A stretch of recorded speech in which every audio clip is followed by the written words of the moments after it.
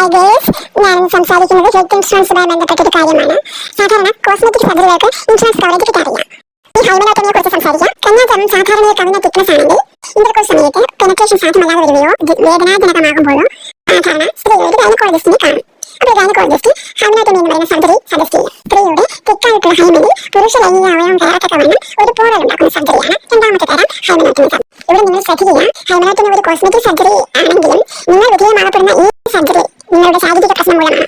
ഇത് നിങ്ങളുടെ gynaec problem പരിശോധിക്കുന്നതിന് വേണ്ടിയാണ് എന്ന് മാത്രമല്ല ഇത് സജസ്റ്റ് ചെയ്തത് ഒരു ഗൈനക്കോളജിസ്റ്റ് ആണ്. ഓർക്കുക, കോസ്മെറ്റിക് സർജൻ അല്ല, ഒരു ഗൈനക്കോളജിസ്റ്റ് ആണ് നിങ്ങൾക്ക് ഇത് സജസ്റ്റ് ചെയ്തത്. അതുകൊണ്ട് തന്നെ നിങ്ങൾക്ക് ഇൻഷുറൻസ് കവറേജ് കിട്ടിയിരിക്കണം.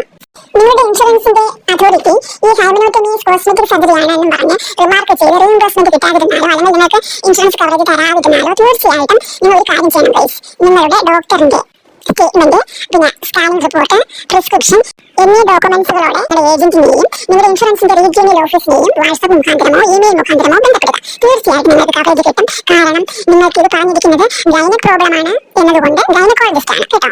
ഇനി അവർ തടസ്സം പറയുകയാണെങ്കിൽ എന്ത് ചെയ്യണമെന്ന് അറിയാമോ?